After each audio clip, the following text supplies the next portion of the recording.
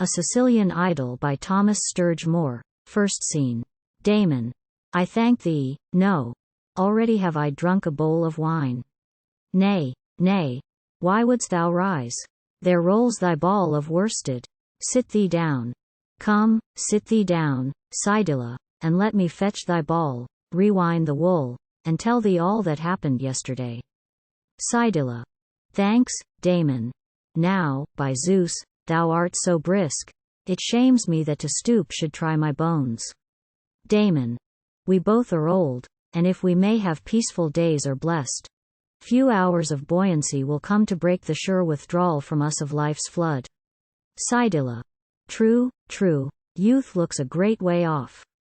To think it, once was age did lie quite out of sight. Damon. Not many days have been so beautiful as yesterday, Cydilla.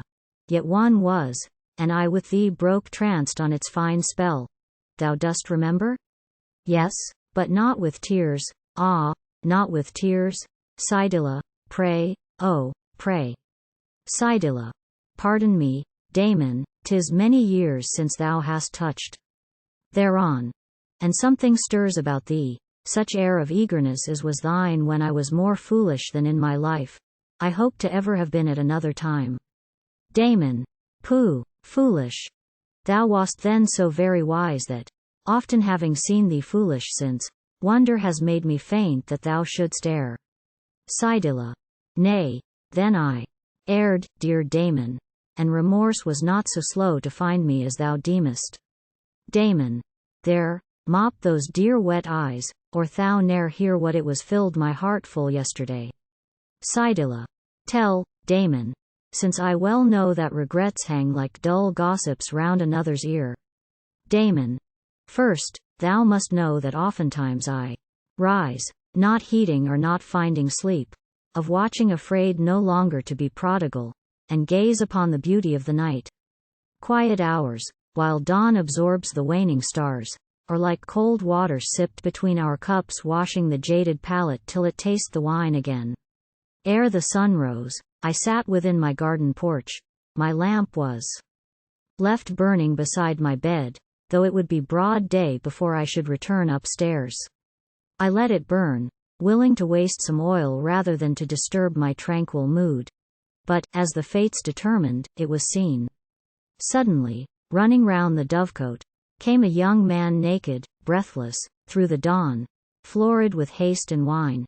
It was Hipparchus. Yes, there he stood before me panting, rubbing his heated flesh which felt the cold at once.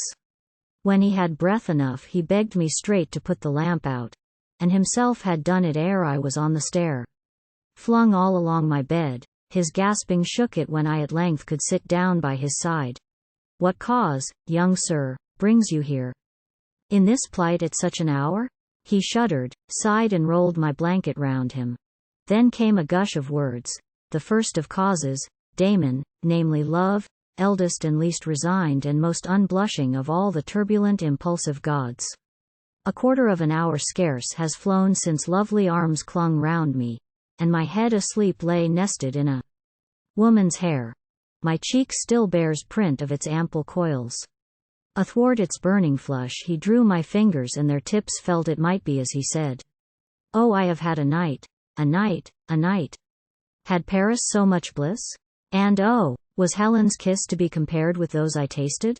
Which but for me had all been wasted on a bald man, a fat man, a gross man, a beast to scare the best guest from the very best feast. Cydilla need not hear half that he said, for he was mad awhile. But having given rein to hot caprice, and satyr jest, and the distempered male, at length, I heard his story.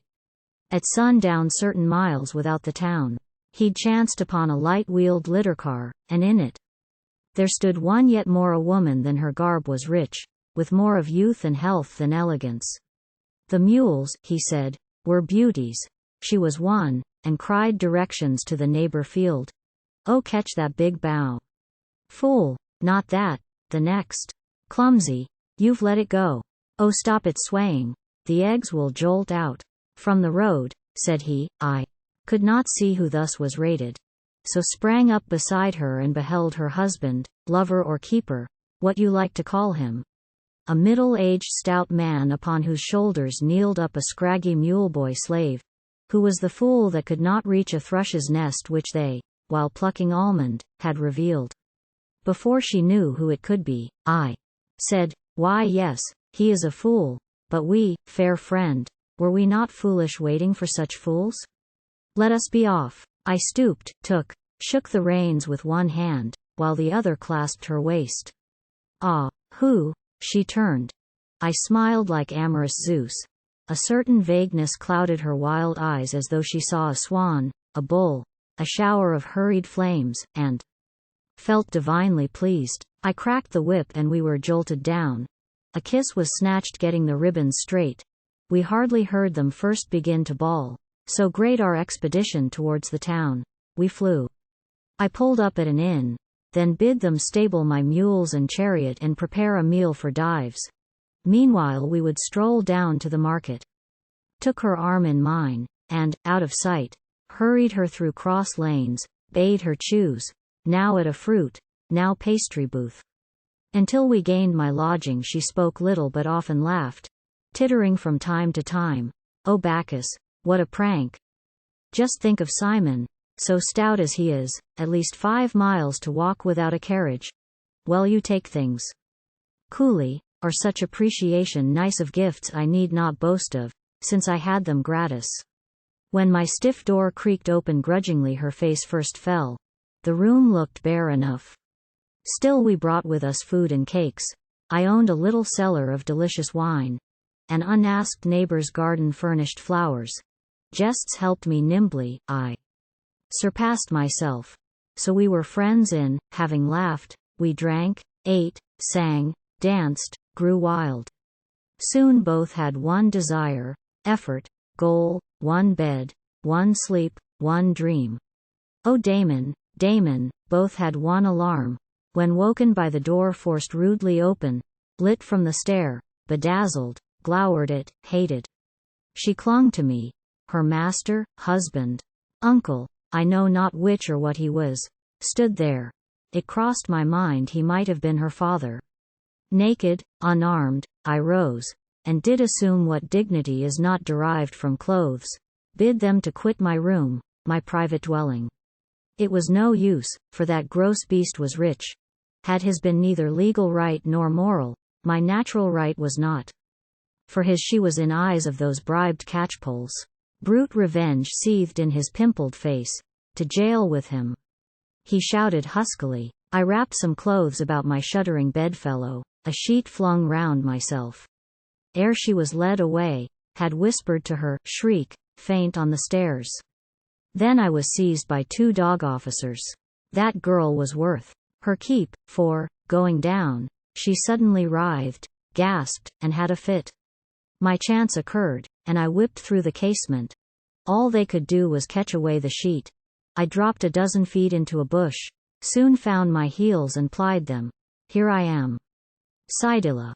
A strange tale, Damon, this to tell to me and introduce as thou at first began.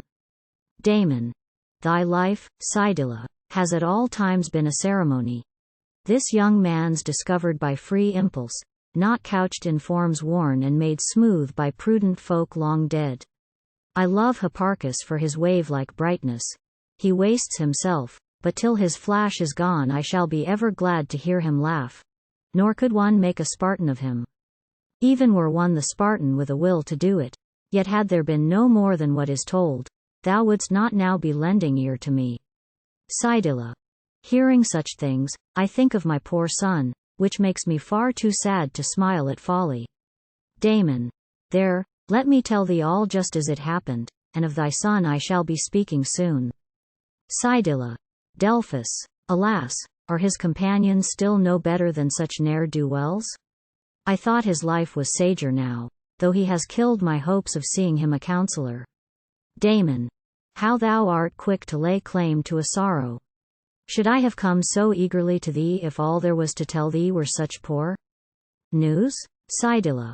Forgive me. Well know I there is no end to Damon's kindness. My poor boy has proved it. Could but his father so have understood him. Damon.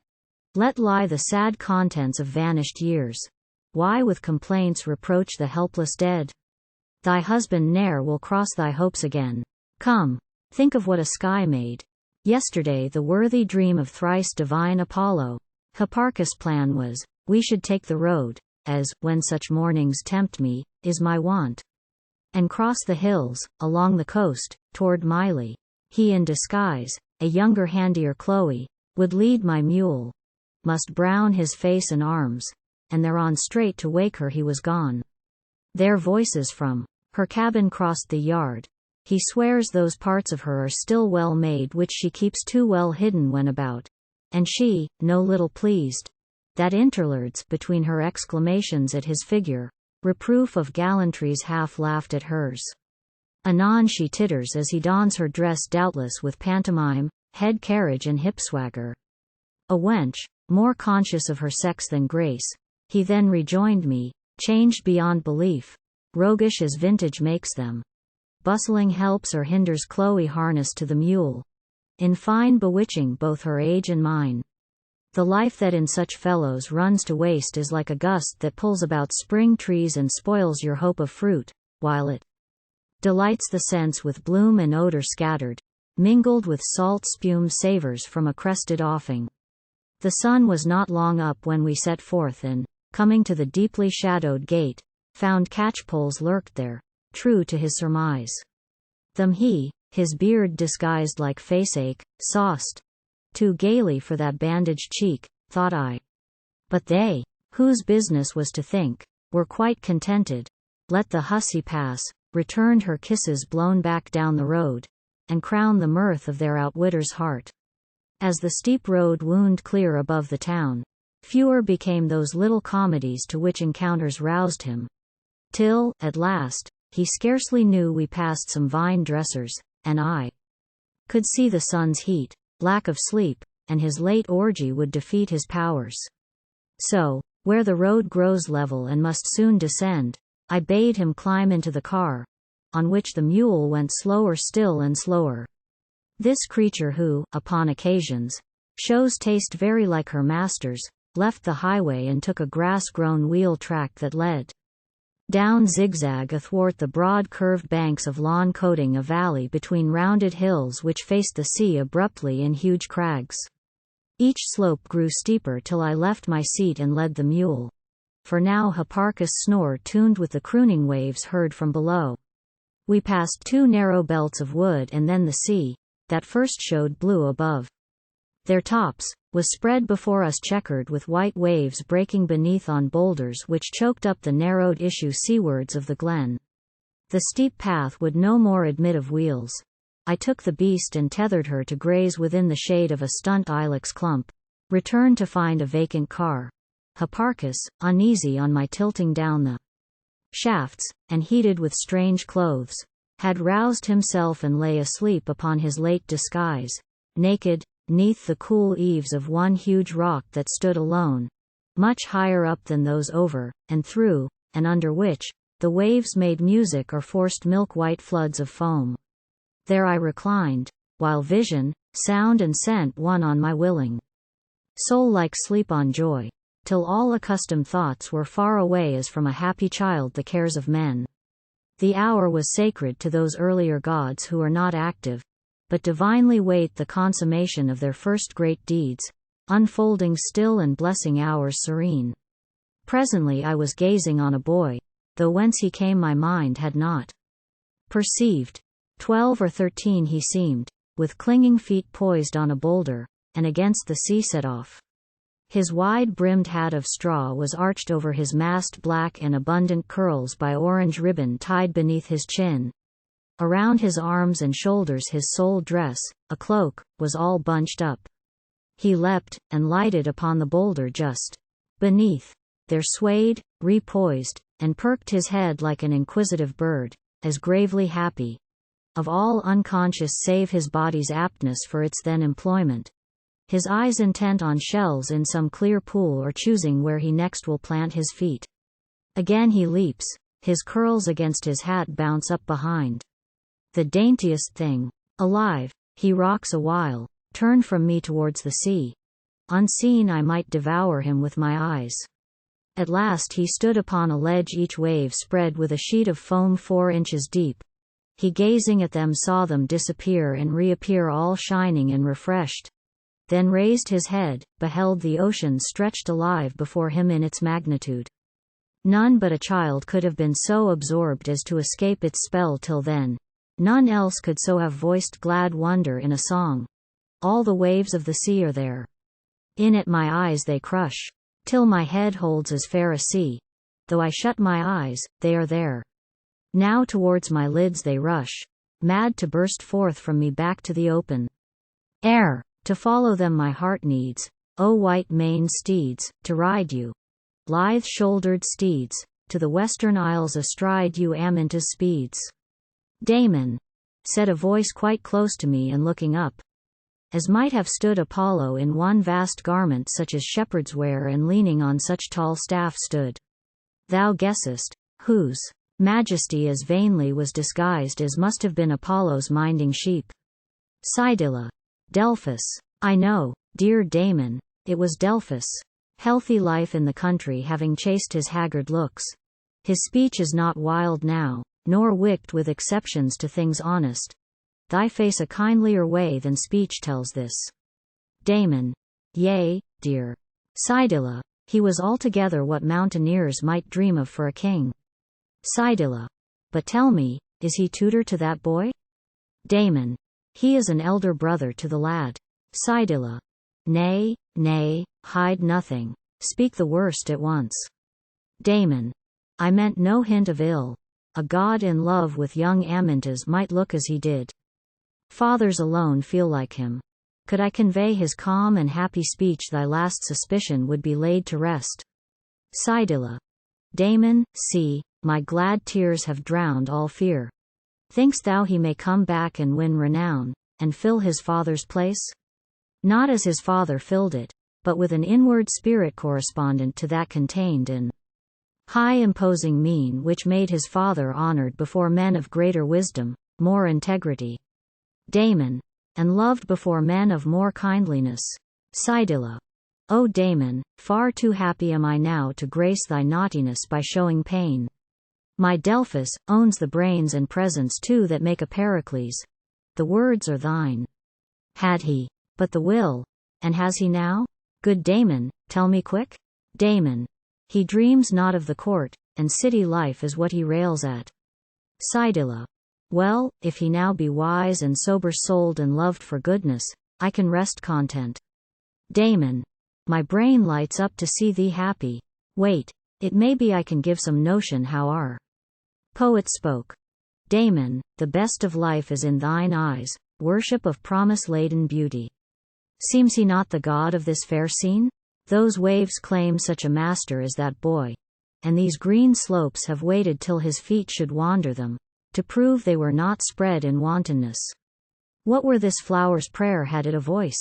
The place behind his ear would brim its cup with bliss and overbrim. Oh, to be worn and fade beside his cheek. In love and happy, Delphus, and the boy loves and is happy. You hail from? Cydilla. We have been out 2 days and crossed this ridge, west of Mount Mycon's head. I serve his father, a farmer well-to-do and full of sense, who owns a grass farm cleared among the pines northwest the cone, where even at noon in summer, the slope it falls on lengthens a tree's shade.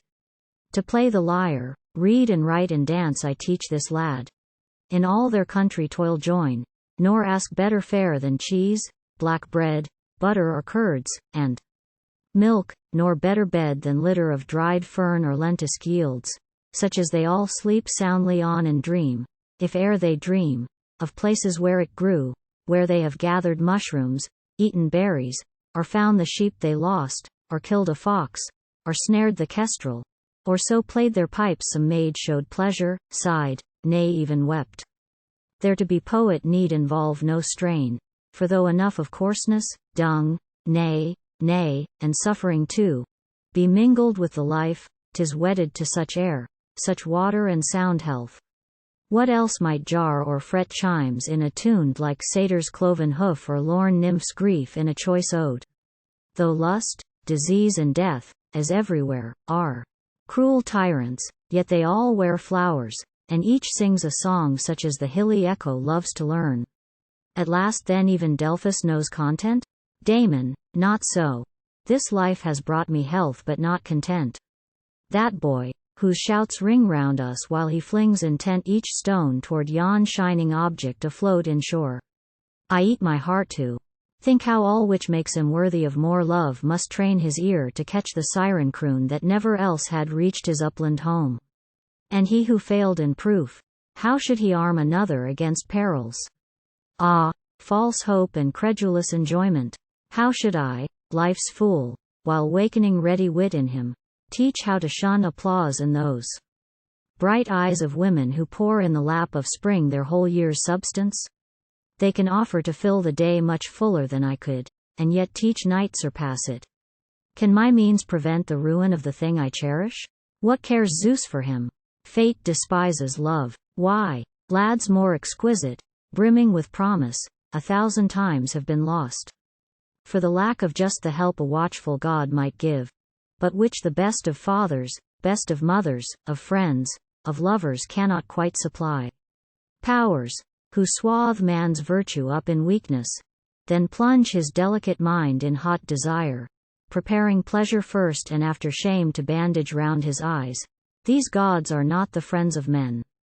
The Delphus of old days before me stood, passionate, stormy, teeming with black thought, his back turned on that sparkling summer sea, his back turned on his love, and wilder words and less coherent thought poured from him now.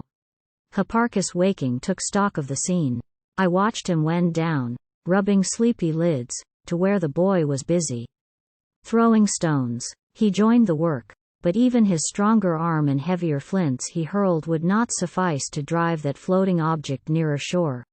And, ere the rebel Delphus had expressed enough of anger and contempt for gods, who, he asserted, were the dreams of men, I saw the stone-throwers both take the water and swimming easily attain their end. The way they held their noses proved the thing a tunny, belly floating upward, dead. Both towed it till the current caught and swept it out far from that sweet cove. They laughing watched. Then, suddenly, Amyntas screamed and Delphus turned to see him sink locked in Hipparchus' arms.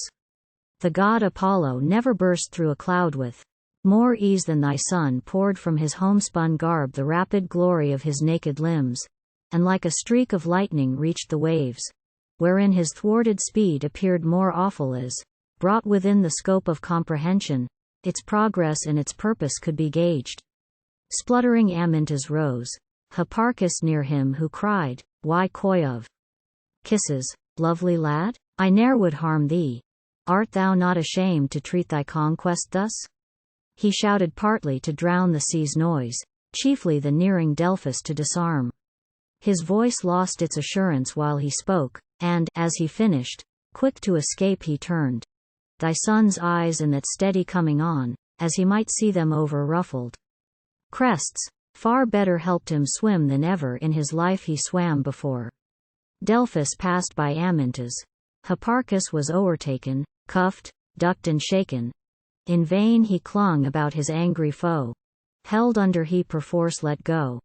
I, fearing for his life, set up a whoop to bring cause and effect to thy son's mind, and in dire rage's room his sense returned. He towed Hipparchus back like one he'd saved from drowning, laid him out upon that ledge where late Amyntas stood, where now he kneeled shivering, alarmed and mute. Delphus next set the drowned man's mouth to drain. We worked his arms, for I had joined them. Soon his breathing recommenced. We laid him higher on sun-warmed turf to come back to himself. Then we climbed to the cart without a word. The sun had dried their limbs. They, putting on their clothes, sat down. At length, I asked the lad what made him keen to pelt a stinking fish. Blushing he said, I wondered what it was. But that man, when he came to help, declared 'twould prove a Dead Sea nymph, and we might see, by swimming out, how finely she was made. I did not half believe, yet when we found that foul stale fish, it made us laugh. He smiled and watched Hipparchus spit and cough and groan. I moved to the car and unpacked bread and meat, a cheese, some fruit, a skin of wine, 2 bowls. Amyntas was all joy to see such things, ran off and pulled acanthus for our plates. Chattering, he helped me set all forth, was keen to choose rock basin where the wine might cool. Approved, was full as happy as I to praise, and most he pleased me, when he set a place for poor Hipparchus.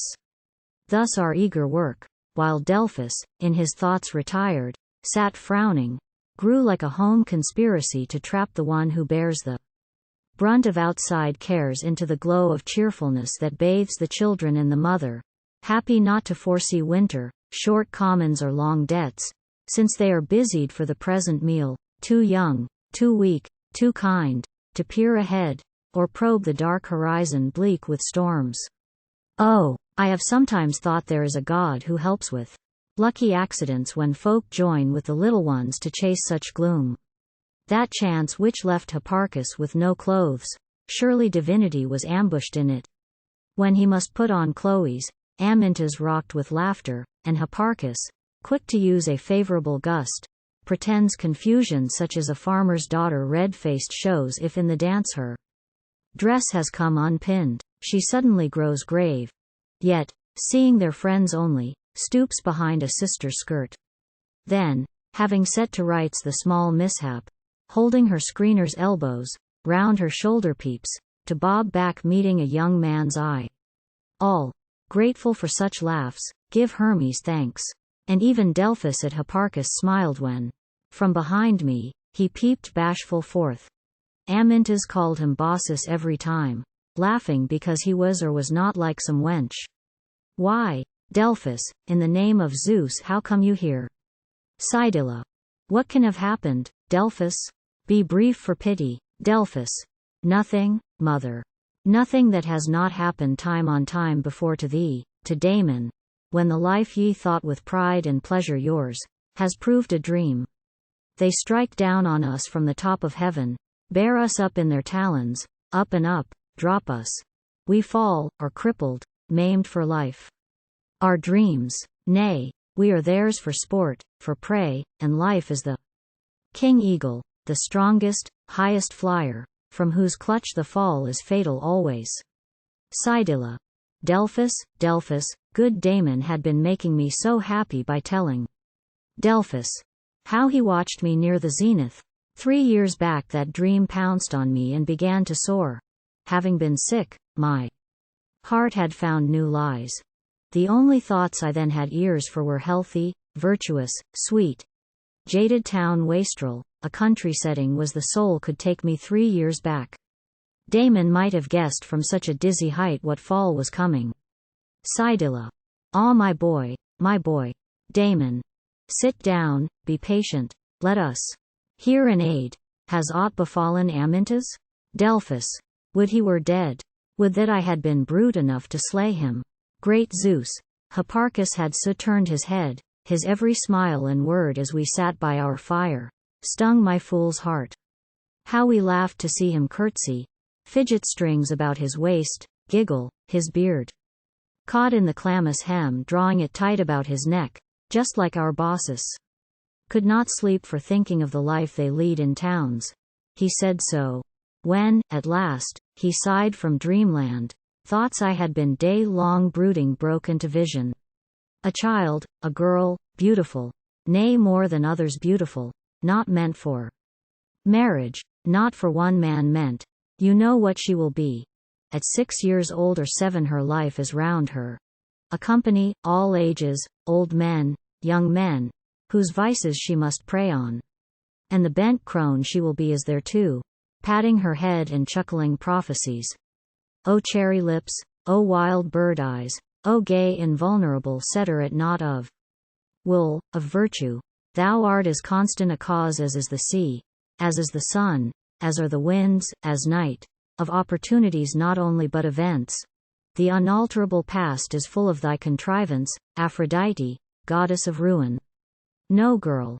Nay, Amyntas is young, is gay, has beauty and health, and yet in his sleep I have seen him smile and known that his dream was vile. those eyes which brimmed over with glee till my life flowed as fresh as the sea, those eyes, gloved each in a warm live lid, may be glad that their visions are hid. I taught myself to rhyme. The trick will cling. Ah, Damon, day-lit vision is more dread than those which suddenly replace the dark. When the dawn filtered through our tent abouts, I saw him closely wrapped in his grey cloak, his head upon a pile of caked thin leaves whose life had dried up full 2 years ago. Their flakes shook in the breath from those moist lips. The vow his kiss would seal must prove, I knew, as friable as that pale ashen fritter. It had more body than reason dare expect from that so beautiful creature's best intent. He waking found me no more there, and wanders through Sicilian's woods today, calling at times, or questioning charcoal burners, till he shall strike a road shall lead him home. Yet all his life must be spent as he spends this day in whistling, wondering, singing, chatting, in the great wood, vacant and amiable. Damon, can it be possible that thou desertest thy love, thy ward, the work of 3 long years, because chance, on an April holiday, has filled this boy's talk with another man, and wonder at another way of life? Worse than a woman's is such jealousy. The lad must live. Delphus. Live. To be sure, he must. Live. I have lived. I'm a fool for my pains. And yet, this heart has ached to play the god for him. Mine eyes for his had sifted visible things. Speech had been filtered ere it reached his ear. Not in the world should he have lived, but breathed humanity's distilled quintessences. The indiscriminate multitude sorted should yield him acquaintance and friend discerned, chosen by me, who failed, wrecked my youth's prime, and dragged more wonderful than his gifts in the mire. Damon. Yet if experience could not teach and save others from ignorance, why, towns would be ruins, and civil men like outlaws thieve, stab, riot, ere 2 generations passed. Delphus. Where is the Athens that Pericles loved? Where are the youths that were Socrates' friends? There was a town where all learnt what the wisest had taught. Why had crude Sparta such treasonous force? Could Philip of Macedon breed a true Greek of his son? What honor to conquer a world where Alcibiades failed, led half-drilled Highland hordes whose lust would inherit the wise. There is nothing art's industry shaped but their idleness, praising it mocked. Thus fate reassumed her command and laughed at experienced law. What ails man to love with such pains? Why toil to create in the mind of those who shall close in his grave the best that he is and has hoped? The longer permission he has, the nobler the structure so raised, the greater its downfall. Fools, where is a town such as Pericles ruled? Where youths to replace those whom Socrates loved? Wise Damon, thou art silent. Mother, thou hast only arms to cling about thy son. Who can descry the purpose of a god with eyes wide open? Shut them. Every fool can conjure up a world arriving somewhere, resulting in what he may call perfection. Evil must soon or late succeed to good. There well may once have been a golden age. Why should we treat it as a poet's tale? Yet, in those hills that hung o'er Arcady, some roving inebriate daimon begat him fair children on nymphs of the vineyard, on nymphs of the rock. And in the heart of the forest lay bound in white arms, in action creative, a father without a thought for his child. A purposeless god, the forbear of men to corrupt, ape, inherit and spoil that fine race beforehand with doom. No, Damon, what's an answer worth to one whose mind has been flung open? Only last night, the gates of my spirit gave entrance unto the great light, and I saw how virtue seduceth, not ended today or tomorrow like the passion for love, like the passion for life, but perennial pain and age-long effort. Dead deeds are the teeth that shine in the mouth that repeateth praise, that spurs men to do high things since their fathers did higher before, to give more than they hope to receive, to slave and to die in a secular cause. The mouth that smiles over praise eats out the heart of each fool to feed the great dream of a race.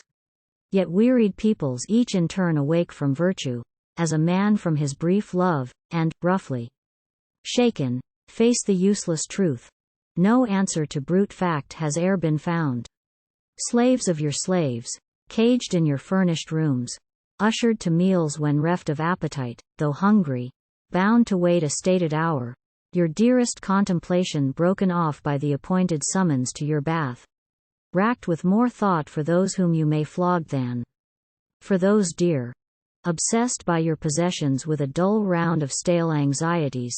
Soon maintenance grows the extreme reach of hope for those held in respect, as in a vice, by citizens of whom they are the pick. Of men the least bond is the roving seaman who hires himself to merchantman or pirate for single voyages, stays where he may please, lives his purse empty in a dozen ports, and ne'er obeys the ghost of what once was. His laugh chimes readily, his kiss, no symbol of aught to come, but cordial, eager, hot, leaves his tomorrow free. With him for comrade each day shall be enough, and what is good enjoyed, and what is evil borne or cursed. I go, because I will not have a home, or here prefer to there, or near to far. I go, because I will not have a friend lay claim upon my leisure this day week. I will be melted by each smile that takes me. What though 100 lips should meet with mine? A vagabond I shall be as the moon is, the sun, the waves, the winds, all birds, all beasts, are ever on the move, and take what comes. They are not parasites like plants and men rooted in that which fed them yesterday. Not even memory shall follow Delphus, for I will yield to all impulse save hers, therein alone subject to prescient rigor, lest she should lure me back among the dying, pilfer the present for the beggar past. Free minds must bargain with each greedy moment and seize the most that lies to hand at once. Ye are too old to understand my words. I yet have youth enough, and can escape from that which sucks each individual man into the common dream. Cydilla. Stay, Delphus, hear what Damon has to say. He is mad. Damon. Mad? Yes, mad as cruelty. Poor Cydilla. Was it then to this that all my tale was prologue? Think of Amyntas. Think of that poor boy, bereaved as we are both bereaved. Come, find him, and say that love himself has sent us to offer our poor service in his stead. Cydilla. Good Damon, help me find my wool. My eyes are blind with tears. Then I will come at once. We must be doing something, for I feel we both shall drown our hearts with time to spare.